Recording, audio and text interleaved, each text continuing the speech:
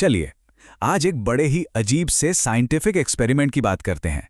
एक ऐसा एक्सपेरिमेंट जो स्ट्रेस यानी तनाव के बारे में एक ऐसा सच बताता है जिसके बारे में शायद ही किसी ने सोचा हो। और इसकी शुरुआत होती है बस एक सीधे से सवाल से। जरा सोचिए, क्या हो अगर हमारी अपनी नाक हमारे तनाव का राज खोल दे, वो भी बिना हमारे एक शब्द कहे। मतलब एक ऐसा फिजिकल सिग्नल जिसे हम कंट्रोल ही नहीं कर सकते, जो हमारे अंदर चल रही पूरी उथल-पुथल को बाहर ले आए। सुनने में ये किसी फिल्म की कहानी जैसा लगता है ना? पर ये कोई कल्पना नहीं है, बल्कि एक असली साइंटिफिक खोज का सेंटर पॉइंट है। तो कहानी शुरू होती है ससेक्स यूनिवर्सिटी की एक साइकोलॉजी लैब से। यहाँ एक वॉलंटियर एक कह सकते हैं बड़े ही अजीब से टेस्ट का हिस्सा बनने वाले हैं। और उन्हें सच कहूं तो जरा भी अंदाजा नहीं है कि ये एक्सपीरियंस कितना ज्यादा अनकंफर्टेबल होने वाला है। तो देखिए, लैब का जो माहौल था ना, उसे जानबूझकर थोड़ा बेचैन करने वाला बनाया गया था। सबसे पहले तो हेडफोन पर लगातार एक अजीब सी आवाज, जिसे वाइट नॉइज कहते हैं, वो चल रही थी। और फिर कमरे में 3 अजनबी आते हैं जो कुछ नहीं कर रहे, बस चुपचाप बिना पलके झपकाए उस वॉलंटियर को घूरे जा रहे हैं। आप समझ सकते हैं, तनाव का मीटर चढ़ना शुरू हो गया था। और इसके बाद आते हैं 2 मेन चैलेंज। पहला, अपनी ड्रीम जॉब यानी सपनों की नौकरी के बारे में बिना किसी भी तैयारी के 5 मिनट तक बोलना है। और दूसरा, 2023 से पीछे की तरफ गिनती गिननी है, हर बार 17 घटाते हुए। अब ये दोनों ही काम ऐसे हैं जो किसी को भी सोशल और मेंटल स्ट्रेस देने के लिए काफ़ी हैं।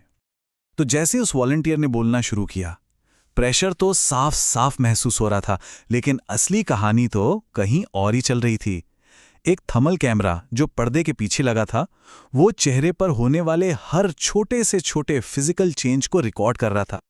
तो सवाल ये है कि उस कैमरे ने ऐसा क्या देखा? और यहीं से हम पहुंचते हैं इस पूरी कहानी के साइंस वाले हिस्से पर। यह विज्ञान हमें बताता है कि आखिर स्ट्रेस में हमारी नाक ठंडी क्यों हो जाती है। ये हमारे शरीर का एक बहुत पुराना और कहें तो एक ऑटोमेटिक रिएक्शन है। इस पूरी प्रक्रिया का एक साइंटिफिक नाम है वैसोकॉन्स्ट्रिक्शन।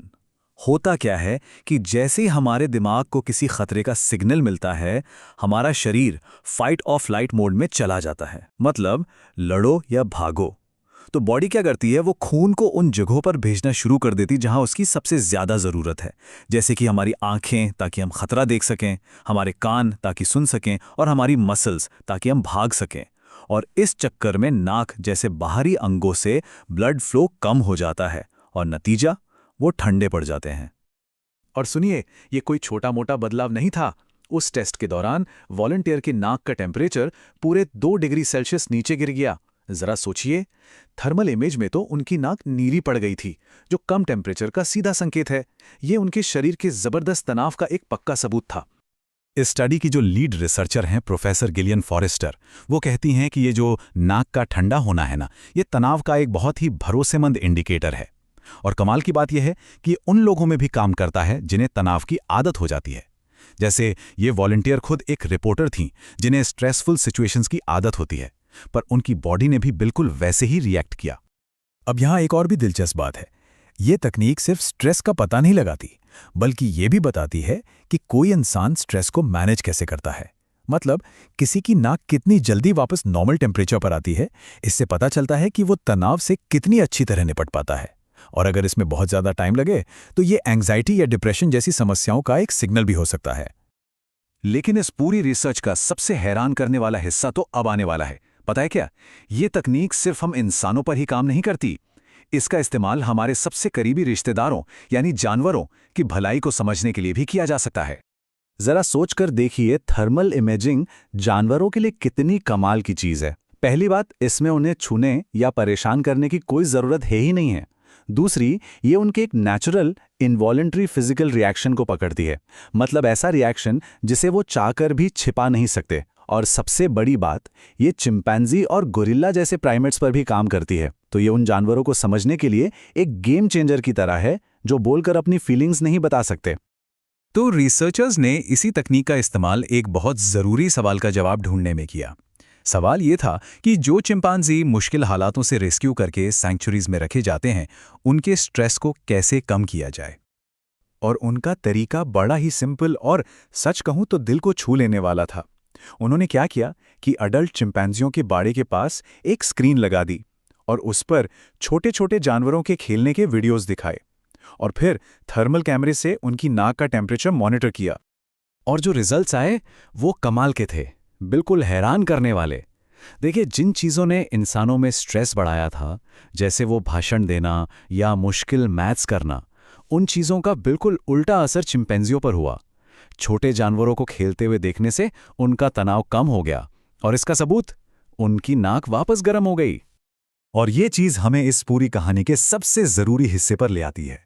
देखिए, ये रिसर्च सिर्फ एक दिलचस्प साइंटिफिक फैक्ट नहीं है, इसका एक बहुत गहरा, एक एथिकल मतलब भी है। इसी टीम की एक और रिसर्चर हैं रियानन पैसी।